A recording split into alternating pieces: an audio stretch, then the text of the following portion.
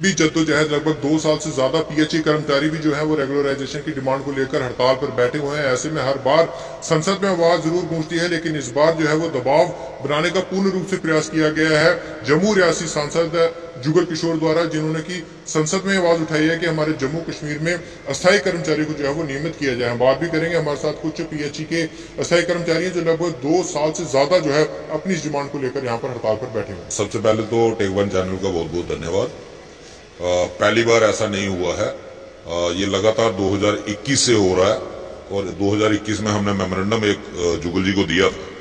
तो उसके बाद जितने भी पार्लियामेंट सेशन हुए हैं, हर सेशन के अंदर जुगल जी ने इस आवाज को उठाया और उनके साथ साथ हमारे एमपी थे मसूदी साहब श्रीनगर से, उन्होंने भी लगभग 6 या 7 बार पार्लियामेंट के अंदर ये मुद्दा लाया। पहली बार पार्लियामेंट में नहीं आया, लेकिन हाँ इस बार थोड़ा जुगल जी का जो कहने का तरीका था वो हम कह सकते हैं कि वो पहले से ज्यादा बेहतर था। बड़े अच्छे तरीके से इस बार उन्होंने डेली वेजर की बात को वहां पे रखा है। लेकिन समस्या ये है कि पिछले 2021 से 4 साल से लगातार ये मुद्दा पार्लियामेंट के अंदर आ रहा है, लेकिन उसके बावजूद आज तक इस मुद्दे का कोई सोल्यूशन नहीं निकला। यही एक सबसे बड़ा सवालिया निशान है कि अगर पार्लियामेंट सदन को चलाने के लिए लगभग 5 करोड़ रुपया पर डे का खर्च आता है और उसके बावजूद अगर पार्लियामेंट के अंदर जनता के मुद्दे आते हैं, उन मुद्दों का सोल्यूशन नहीं निकलता, तो फिर पार्लियामेंट लगाने की जरूरत क्या है? क्यों जनता के पैसे का वेस्टेज किया जा रहा है पार्लियामेंट चलाने के लिए? मैं अपील करूंगा जुगल जी से पर्सनली कि एक बार वो खुद जाकर के इस मुद्दे को लेकर के गृह मंत्री अमित शाह जी से मिलें, हमारे फाइनेंस मिनिस्टर जो निर्मला सीतारमन जी से डायरेक्ट मिलकर के इस मुद्दे का सोल्यूशन निकालें, राजनीति ना करें, क्योंकि राजनीति इस मुद्दे पर हर एक पार्टी ने की है। जितनी भी पार्टियां 2014 से पहले रही, सबने डेली वेजर के मुद्दे पर राजनीति की, चाहे वो कांग्रेस रही, एनसी रही, पीडीपी रही, पैंथर रही।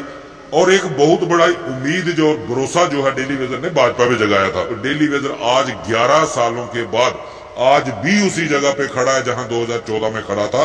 हम अपील करते हैं तमाम डेली वेजरों की तरफ से कि अब इस पर सियासत बंद होनी चाहिए।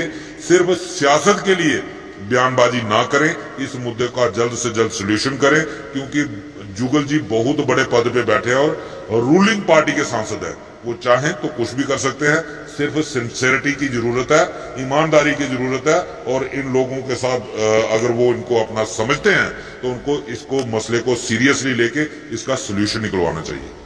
लगता है आपको कि जहां बार बार ये मुद्दा आपको उठाया गया, लेकिन वहीं उम्मीद की रोशनी नजर आती है? क्योंकि अगर हम रिफ्यूजीज की बात करें तो रिफ्यूजीज को उनका जो जमीनों को मालिकाना हक, ये भी मुद्दे कई बार उठाए गए थे, लेकिन अब जाकर जो है वो उनको उनका हक मिल रहा है। 370 को यहाँ पर तोड़ा गया, तमाम वो हक जिसका मतलब हकदार थे हमारे जम्मू के कई संस्थाओं की बात करें, लोगों की बात करें, अब जाकर बार बार आपके इस मुद्दे को वहां पर उठाना, तो लगता है कि इस बार कोई उम्मीद की किरण आपके लिए भी जागी जैसे बाकी देखिए, उम्मीद पे दुनिया कायम है। और जैसा मैंने पहले कहा कि इस बार जुगल जी ने जिस तरीके से मुद्दा रखा है, वो पहले की रखने का मुद्दा और इस बार रखने का तरीका उनका बहुत डिफरेंट था। इस बार बड़े अच्छे तरीके से उन्होंने डेली वेजर के बात रखी है।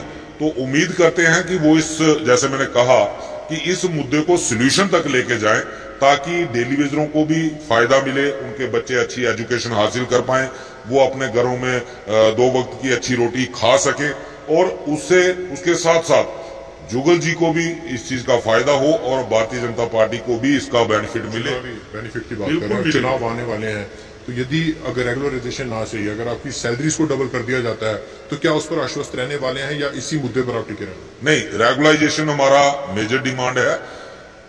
सैलरी बढ़ाना कोई जरूरी नहीं है, हमने पहले ही सरकार को कहा है सैलरी आप कम कर दो। अगर सैलरी हमें 18,000 सरकार देती है, अगर 18,000 में हमें रेगुलराइज कर दो, उसमें दिक्कत कहां पे है? क्योंकि ये जो डेली वेजर का स्टेटस है, इसमें सोशल सिक्योरिटी कोई नहीं है। आज हमारा साथी कोई डेथ हो जाती है, बहुत सारे साथियों की डेथ हुई है, लगभग 350 के करीब। आज वो परिवार जो है वो 2 वक्त की रोजी रोटी के लिए मोहताज है।